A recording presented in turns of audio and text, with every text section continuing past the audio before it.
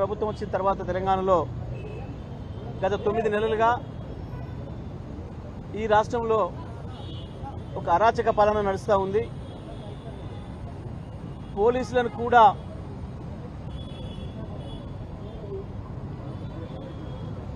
రాజకీయ నాయకుల డైరెక్షన్లో పనిచేపిస్తూ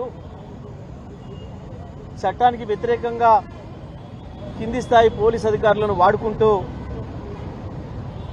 రేవంత్ రెడ్డి గారి ప్రభుత్వం పూర్తిగా శాంతి భద్రతలు లేకుండా చేసింది. కాంగ్రెస్ పార్టీ ప్రభుత్వం కలిసే ఈ రాష్ట్రంలో శాంతి భద్రతలను నాశనం చేస్తూ ఉన్నాయి. మనం చూస్తూ ఉన్నాం. మొట్టమొదటగా సోషల్ మీడియా యాక్టివిస్టుల మీద దాడులు ప్రారంభించి ఆ తర్వాత బీఆర్ఎస్ పార్టీ నాయకులు కార్యకర్తలపైన దాడులు, ఆ తర్వాత ప్రభుత్వ సంస్థలకు సంబంధించి ఏదైనా సేవల కొరకు, ఉదాహరణకు విద్యుత్తుకు సంబంధించిన సమాచారం కొరకు హెల్ప్ లైన్లకు ఫోన్ చేస్తే వాళ్ళపైన కూడా దాడులు, వాళ్ళ ఇళ్లకి వెళ్ళి అధికారులు భయపెట్టేయడాలు, ఇటువంటివన్నీ కూడా మొదలై చివరికి బీఆర్ఎస్ పార్టీ అధ్యక్షులు కేసీఆర్ గారి పిలుపు మేరకు రైతు బంధు విషయంలో, రైతు రుణమాఫీ విషయంలో, రైతు భరోసా విషయంలో ఈ ప్రభుత్వం ఏదైతే కాంగ్రెస్ పార్టీ ఏదైతే రైతుల్ని మోసం చేసిందో దానికి నిరసనగా రైతులు రోడ్ల మీదకి వస్తున్న సందర్భంలో రైతులపైన కూడా కేసులు పెట్టి భయపెట్టించే ప్రయత్నం చేస్తున్నప్పుడు రైతులకు మద్దతుగా ప్రతిపక్ష పార్టీగా మన బాధ్యత, మనం రైతుల వెంట నిలవాలి, రైతులు ప్రజలు మనకు ఆ బాధ్యతను ఇచ్చిండ్రు ప్రధాన ప్రతిపక్షంగా అని చెప్పి కేసీఆర్ గారు ఇచ్చిన పిలుపు మేరకు నిన్న రాష్ట్రమంతటా కూడా శాంతియుతమైన పద్ధతుల్లో ధర్నా కార్యక్రమాలు నడుస్తున్న సందర్భంలో మరి సూర్యాపేట జిల్లా తిరుమలగిరిలో అక్కడ తుంగతుర్తి మాజీ శాసనసభ్యుడు కిషోర్ గారి నేతృత్వంలో శాంతియుతమైన పద్ధతిలో రోడ్డు పక్కన టెంట్ వేసుకొని ధర్నా చేస్తూ ఉంటే పోలీసులు, కాంగ్రెస్ పార్టీకి సంబంధించిన కొద్దిమంది గుండాలు కలిసి దాడి చేసి టెంటును కూలగొట్టి కార్యకర్తల మీద దాడి చేసి రాళ్లతోని, కోడిగుడ్లతోని, శృతిని బాంబులతోని చేసిన ఆ దుర్మార్గం, దాంట్లో పోలీసులు కూడా భాగస్వాములై టెంటును కూలగొడుతున్న విషయం వీడియోలలో స్పష్టంగా కనిపించింది. మరి ఇటువంటి పరిస్థితులలో అనేక చోట్ల ఇవే దాడులు జరుగుతున్నాయి, జర్నలిస్టుల మీద కూడా జరుగుతున్నాయి. దీనికి సంబంధించి రాష్ట్రంలో శాంతి భద్రతలు చెడిపోవడానికి కారణం కాంగ్రెస్ పార్టీ ప్రభుత్వం. ఈ విషయంలో డీజీపీ గారికి విషయాన్ని వివరించి తగిన చర్యలు తీసుకోవాలని చెప్పి మా గౌరవ బీఆర్ఎస్ పార్టీ వర్కింగ్ ప్రెసిడెంట్ గారు కేటీఆర్ గారి నేతృత్వంలో ఈరోజు మరి డీజీపీ గారిని కలిసి వారికి వివరాలన్నీ చెప్పడం జరిగింది. తగిన చర్యలు తీసుకోవాలని చెప్పి వారిని కోరడం జరిగింది. పెద్దలు కేటీఆర్ గారిని మాట్లాడాల్సిందిగా విజ్ఞప్తి.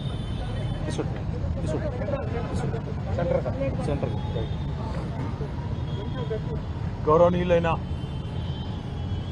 పెద్దలు, తెలంగాణ తొలి ముఖ్యమంత్రి, రాష్ట్రంలో ప్రతిపక్ష నాయకులు పెద్దలు బీఆర్ఎస్ పార్టీ అధ్యక్షులు కేసీఆర్ గారి ఆదేశం మేరకు రాష్ట్రంలో రైతులను మోసం చేస్తున్న ఈ ప్రభుత్వం మీద, రుణమాఫీ పేరిట మోసం చేస్తున్న ఈ ప్రభుత్వాన్ని ఎండగట్టే క్రమంలో ప్రజాస్వామ్యబద్ధంగా నిన్న రాష్ట్రంలోని అన్ని నియోజకవర్గ కేంద్రాల్లో, అన్ని మండల కేంద్రాలలో శాంతియుతంగా ప్రజాస్వామ్య పద్ధతుల్లో మా పార్టీ నాయకత్వం మొత్తం కూడా నిరసన కార్యక్రమాలు చేపట్టింది.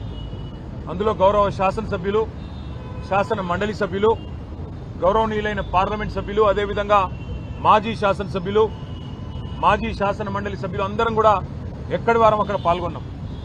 నిన్న ఒకటే రోజు 2 ఉదంతాలు, ఈ 2 ఉదంతాలు కూడా ఇప్పుడే రాష్ట్ర డైరెక్టర్ జనరల్ ఆఫ్ పోలీస్ గారికి వివరంగా ఆధారాలతో సహా వారికి సమర్పించడం జరిగింది. వారికి కొన్ని వీడియోలు కూడా చూపెట్టడం జరిగింది. నిన్న సూర్యాపేట జిల్లా తుంగతుర్తి నియోజకవర్గం తిరుమలగిరి కేంద్రంలో అక్కడ మా మాజీ శాసనసభ్యుడు తమ్ముడు విద్యార్థి నాయకుడిగా తన జీవితాన్ని ప్రారంభించి అంచెలంచెలుగా ప్రజల ఆశీస్సులతో 2 సార్లు శాసనసభ్యుడిగా ఎన్నికైన సీనియర్ నాయకుడు తమ్ముడు గ్యాదర్ కిషోర్ గారి నాయకత్వంలో ఆ నియోజకవర్గ రైతాంగం ప్రజాస్వామ్య పద్ధతుల్లో దాదాపు ఒక 500-600 మంది గుమిగూడి శాంతియుతంగా ట్రాఫిక్ కి అంతరాయం కాకుండా, ప్రజలను ఇబ్బంది పెట్టకుండా కేవలం నిరసన చెప్పే క్రమంలో తమ కార్యక్రమం తాము నిర్వహిస్తా ఉన్నారు. 50 మంది కిరాయి మూకలు కాంగ్రెస్ గూండాలు తాగిన మత్తులో అక్కడ స్థానిక పోలీస్ యంత్రాంగంతో కుమ్మక్కై ఆ నిరసన శిబిరం మీద దాడి చేసి ఆకస్మికంగా సుతిల్ బాంబులేసి గుడ్లు చెప్పులు రాళ్లు కొట్టి హింసాయుత వాతావరణాన్ని కల్పించే ప్రయత్నం చేసినారు. మా వాళ్ళు నిజానికి కనుక తిరగబడితే నిన్న 50 మంది కాంగ్రెస్ మూకలో కాంగ్రెస్ గూండాలలో ఒక్కడు కూడా మిగిలేటోడు కాదు. కానీ హింస ప్రజాస్వామ్యంలో హింస సమాధానం కాదు కాబట్టే మా వాళ్ళు గమ్మున ఉన్నారు. నిన్న దుర్మార్గం ఏంటంటే పోలీసు వాళ్ళు స్వయంగా స్థానిక పోలీసులు ఆ నిరసన శిబిరం యొక్క టెంట్లు కూడా వాళ్ళు కూల్చేసి ఆ గూండాలకు వత్తాసు పలకడం ఏదైతే ఉందో ఇది రాష్ట్రంలో నడుస్తున్న రేవంత్ రెడ్డి అనే ఒక పిరికి పంద పరిపాలనకు ఇది సంకేతంగా నిదర్శనంగా మేము అనుకుంటా ఉన్నాం. ఎందుకంటే ప్రజల్లోకి పోయి రైతులకు సమాధానం చెప్పే దమ్ము లేని దద్దమ్మ ఈ ముఖ్యమంత్రి. మేము అడిగినాం, చేతనైతే రా, ఏ ఊరికి పోతావో రా, ఏ మండలానికి పోతావో పోదాం, నీ కాన్స్టిట్యున్సీ కొడంగల్ పోదామా లేదా నీ సొంత ఊరు నువ్వు పుట్టిన ఊరు కొండారెడ్డిపల్లె పోదామా, వస్తావా అని అడిగినాం. ఎక్కడికి రాలేదు. కానీ ఢిల్లీకి పోయినాడు 20వ సిగ్గు లేకుండా ఢిల్లీకి తొత్తుగా ఢిల్లీకి గులాముగా ఇలా ఈ ముఖ్యమంత్రి గారు గల్లీలో తిరిగి ప్రజలు అవస్థల్లో ఉంటే క్షేత్రంలో తిరగాల్సిన ముఖ్యమంత్రి మంత్రులు ఇవాళ అడ్డగోలుగా ఈ రకంగా పోలీసులను అడ్డం పెట్టుకుని ఈ రకంగా కిరాయి గూండాలను అడ్డం పెట్టుకుని ప్రజలను భయభ్రాంతులకు గురి చేసి గొంతు నొక్కాలనే ప్రయత్నం చేస్తా ఉన్నారు. నిన్నటికి నిన్న ముఖ్యమంత్రి గారి సొంత ఊరు కొండారెడ్డిపల్లిలో 2 మహిళా జర్నలిస్టులు ఏమడిగినారు? పోయి వాళ్ళు ముఖ్యమంత్రిని బూతులు తిట్టినరా, ముఖ్యమంత్రి లాగులో తొండలిసి పెడతామని చెప్పినరా, ముఖ్యమంత్రిని చెట్టు కట్టేసి కొడతామన్నారా, ముఖ్యమంత్రి గుడ్లు వీకి గోటీలాడతామన్నారా? ఏమన్నారు? ఏం తప్పుడు మాటలు మాట్లాడినారు? వాళ్ళు పోయి కేవలం ముఖ్యమంత్రి సొంత ఊళ్ళో రుణమాఫీ అయ్యిందా లేదా అని రైతులను అడుగుతుంటే అక్కడ కాంగ్రెస్ చిల్లరగాళ్లు కాంగ్రెస్ కిరాయి గూండాలు 2 మహిళా జర్నలిస్టుల మీద దాడి చేయడమే కాకుండా వారిని కొండారెడ్డిపల్లె నుండి అచ్చంపేట నియోజకవర్గం నుండి కల్వకుర్తి నియోజకవర్గం వెల్దండ పోలీస్ స్టేషన్ దాకా వాళ్లను కార్లేసుకొని సినిమాల్లో చూపెట్టినట్టు వాళ్ళను వెంబడించి బెదిరించి వాళ్ళ మీద పడి రక్కినంత పనిచేసి నికృష్టంగా ఈ ముఖ్యమంత్రి నికృష్ట మనస్తత్వానికి ఒక నిదర్శనంగా కాంగ్రెస్ నాయకులు కాంగ్రెస్ కార్యకర్తల తీరు ఉందని చెప్పక తప్పడం లేదు. వాళ్ళు నేను అడుగుతా ఉన్నా, ఏం తప్పు చేసినారా 2 ఆడబిడ్డలు? వాళ్ళిద్దరికీ ఇవాళ ముఖ్యమంత్రి గారికి క్షమాపణ చెప్పాలా? నీ సొంత ఊర్లో నీ సొంత ఇంటి ముందు 2 తెలంగాణ ఆడబిడ్డల్ని విజయారెడ్డిని ఆవుల సరితా యాదవ్ని ఇద్దరిని అవమానించింది నీ పార్టీ. ఎందుకు అవమానించింది? ఒకే ఒక కారణం, నీ బండారం బయట పెడుతున్నందుకు, నీ రుణమాఫీ జరగలేదు అనే వాస్తవాన్ని ప్రజల్లోకి తీసుకుపోతున్నందుకు ఇవాళ వాళ్ళ మీద ఈ రకంగా దాడి చేయడమే కాకుండా మళ్ళీ నిన్నటి నుంచి నికృష్టమైన రోత బుట్టిచ్చే వార్తలతో సోషల్ మీడియాలో కూడా నికృష్టమైన మాటలు మాట్లాడుతూ ఉన్నారు కాంగ్రెస్ నాయకులు. నేను ముఖ్యమంత్రిని అడుగుతా ఉన్నా, దమ్ముంటే నీ భాషలో చెప్పాలంటే మగాడివైతే ఊళ్ళల్లోకి రా, సెక్యూరిటీ లేకుండా రా, పోలీస్ బలగాలను అడ్డం పెట్టుకొని కాదు, బ్యాంక్ అధికారులను అడ్డం పెట్టుకొని కాదు, వ్యవసాయ అధికారులను అడ్డం పెట్టుకొని కాదు, మేము కూడా వస్తాం, నువ్వు కూడా రా, ఏ ఊరికి పోతావో పోదాం. ఎక్కడ కూడా చారాన రుణమాఫీ కాలే, ఎక్కడ కూడా రుణమాఫీ అనేది పూర్తి కాలే. రైతులు ఇవాళ బగబగ మండుతా ఉన్నారు. ఎక్కడన్నా కాంగ్రెస్ ఊళ్ళలోకి వస్తే తరిమి కొట్టాలన్న ఆలోచనలో ఉన్నారు. అందుకే ముఖ్యమంత్రికి చెప్పేది, తప్పు పోలీసులది కాదు. పోలీసు వాళ్ళు ఏం చేస్తారు పాపం, ముఖ్యమంత్రి మంత్రులు అధికార గణం మీరేం చెప్తే అది చేయక తప్పదు. పోలీసు తప్పు కాదు, తప్పు ముఖ్యమంత్రిది, పరిపాలించే సత్తాలని సన్నాసు రేవంత్ రెడ్డిది అనే మాట నేను విజ్ఞప్తి చేస్తా ఉన్నా. నేను పోలీసులకు కాకపోతే విజ్ఞప్తి చేస్తా ఉన్నా, మీరు కూడా అత్యుత్సాహం ప్రదర్శిస్తే మంచిది కాదు.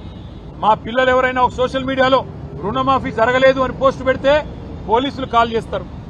అదేవిధంగా కరెంటు పోయింది అని పోస్టు పెడితే విద్యుత్ శాఖ అధికారులు ఫోన్ చేస్తారు. ఈ రకమైన అత్యుత్సాహం మంచిది కాదు. దయచేసి సంయమనం పాటించండి. అధికారం ఎవడు అబ్బసొత్తు కాదు. ప్రజాస్వామ్యంలో అధికారం మారుతూనే ఉంటది, వ్యవస్థ మాత్రం అట్లే ఉంటది.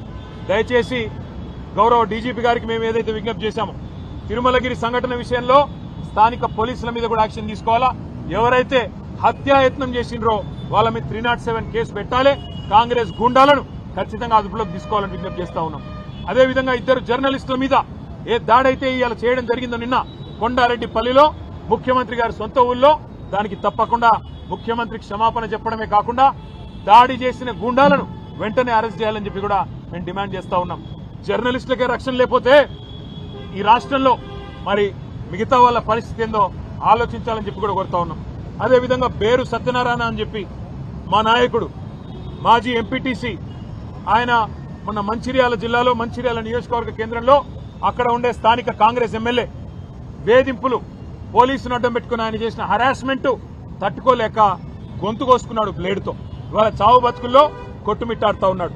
ఈ విషయం కూడా డీజీపీ గారికి మేము చెప్పాం. ఇది ఒక్క మంచిర్యాలలోనే కాదు, ఇక చాలా చోట్ల ఈ రకంగా పోలీసులను అడ్డం పెట్టుకుని హరాస్మెంట్ కార్యక్రమం జరుగుతూ ఉంది. కానీ ప్రజాస్వామ్యంలో ఈ రకంగా వ్యవస్థలను అడ్డం పెట్టుకుని ఎక్కువ రోజులు బతుకుదామని ముఖ్యమంత్రి అనుకుంటే ఆయనంత మూర్ఖుడు, ఆయనంత పిచ్చివాడు ఇంకెవడు ఉండడు. అందుకే డీజీపీ గారు కూడా విజ్ఞప్తి చేసినాం, రాష్ట్రంలో శాంతి భద్రతలు అదుపు తప్పుతా ఉన్నాయి. హైదరాబాద్ లో కూడా ఇవాళ పూర్తి స్థాయిలో మీరు చూస్తా ఉన్నారు పేపర్లు, 30 రోజుల్లో 28 మర్డర్లు అని. ఈ నగరానికి ఏమైంది అని చివరికి ముఖ్యమంత్రి గారికి అప్పుడో ఇప్పుడో ప్రభుత్వానికి వెన్నుదన్నుగా నిలిచే పత్రికలే వార్తలు రాసే పరిస్థితి కూడా వచ్చింది. అందుకే ఇవన్నిటి కూడా డీజీపీ గారు దృష్టిలో పెట్టుకోవాలని, వెంటనే మేము ఏ విషయాలైతే ఇప్పుడు వారి దృష్టికి తీసుకొచ్చామో వీటి మీద స్పందించాలని కోరినాం. డీజీపీ గారు అన్ని కూడా పరిశీలిస్తా అని చెప్పారు. మాకు పోలీస్ యంత్రాంగం మీద, వారి మీద సానుభూతి ఉంది. వారికి కూడా నేను చేసే విజ్ఞప్తి ఒకటే, అధికారం ఎవరికీ శాశ్వతం కాదు. ఇవాళ రేవంత్ రెడ్డి మిమ్మల్ని అడ్డం పెట్టుకుని రాజకీయం చేసి పబ్బం గడుపుకోవాలనుకుంటా ఉన్నాడు.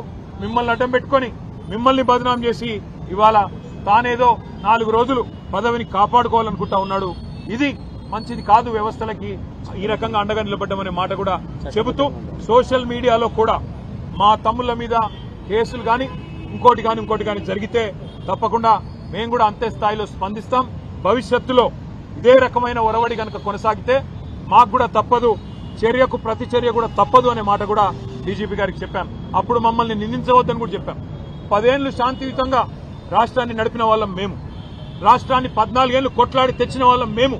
ఈ రాష్ట్రం యొక్క బ్రాండ్ ఇమేజ్ దెబ్బతినొద్దు, హైదరాబాద్ బ్రాండ్ ఇమేజ్ దెబ్బతినవద్దు అనే ఆరాటంతోనే సంయమనంగా ఉన్నాం. నిన్న కావాలంటే మా తమ్ముడు ఒక కనుసైగ చేస్తే యాదరి కిషోర్ గారు 500 మంది ఆ 50 మందిని పొట్టు కొట్టేటోళ్ళు. కానీ మేము శాంతియుతంగా నిరసన చెప్పాలనుకున్నాం, రైతుల పక్షాన ఉండాలనుకున్నాం, మేము నిలబడ్డాం శాంతియుతంగా. కానీ మా సహనాన్ని, మా మంచితనాన్ని, తెలంగాణ మీద మాకున్న ప్రేమను చాతగాంతనంగా, మా అసమర్థతగా, మా ఓపికను పరీక్షిస్తే మాత్రం చర్యకు ప్రతి చర్య కూడా తప్పదు. అప్పుడు మమ్మల్ని నిందించవద్దని చెప్పి కూడా డీజీపీ గారికి, ఈ ప్రభుత్వానికి చెప్తా ఉన్నాం. మళ్ళొకసారి పాత్రికేయ మిత్రులకు కూడా ధన్యవాదాలు తెలియజేస్తా ఉన్నా. నిన్న జరిగిన ఈ సంఘటనలన్నిటి కూడా రాష్ట్ర ప్రజల దృష్టికి తీసుకొచ్చినందుకు, తప్పకుండా మీ బాధ్యత మీరు సక్రమంగా నిర్వర్తించినందుకు మా ఎలక్ట్రానిక్ మరియు ప్రింట్ మీడియా సోదరులకు కూడా హృదయపూర్వకంగా మా ధన్యవాదాలు. నమస్కారం. Thank you. డీజీపీ గారికి అది కూడా చెప్పాం. ఇవాళ కొంతమంది పోలీసులు మంత్రుల బర్త్డే కార్యక్రమాల్లో పరవశించిపోతా ఉన్నారు, కేకులు కోస్తున్నారు, డాన్సులు చేస్తున్నారు, స్పీచ్లు ఇస్తున్నారు. వాళ్ళ మీద కూడా చర్య తీసుకోండి. ఇట్లా ఒక డీఎస్పీ గారు ఉంటే కింద సిఐ గారు, ఎస్ఐ గారు, కానిస్టేబుల్కి ఏం సంకేతం పోతుందండి అని చెప్పి కూడా డీజీపీ గారికి అని చెప్పాము. ఆ విషయంలో డీజీపీ గారు కూడా అన్నారు, అవును కొన్ని చోట్ల ఇటు జరుగుతున్నాయి, నేను కూడా చూస్తా ఉన్నాను, తప్పకుండా వారి మీద కూడా చర్య తీసుకుంటాం, ఇప్పటికే షోకాజ్ ఇచ్చామని కూడా వారు కూడా చెప్పడం జరిగింది. Thank you. తప్పకుండా వెళ్తాం. ఎందుకెళ్ళండి.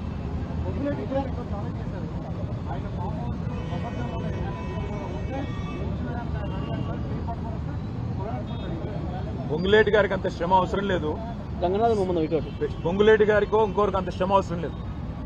FTL బఫర్లో ఉన్న ప్రతి నిర్మాణం, ఇప్పటికే అన్ని సెటిలైట్ మ్యాప్లు ఉన్నాయి, ఆయనంత బాధ కూడా పడాల్సిన అవసరం లేదు. ఎలా చెరువులు పూడ్చి కట్టారో అవన్నీ కూడా సెటిలైట్ ఇమేజెస్ ఉన్నాయి, చూసుకోండి. రంగనాథ్ గారితో మాట్లాడుకోమనండి, ఎక్కడెక్కడ FTLలో బఫర్లో ఉన్నాయో వాటిని కొట్టడం ప్రారంభించండి.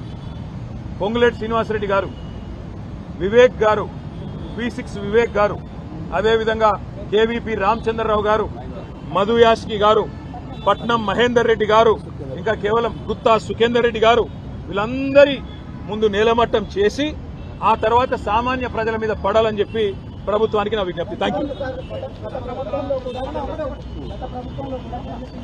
ఎక్కడ ఏం జరగలేదు. Thank you.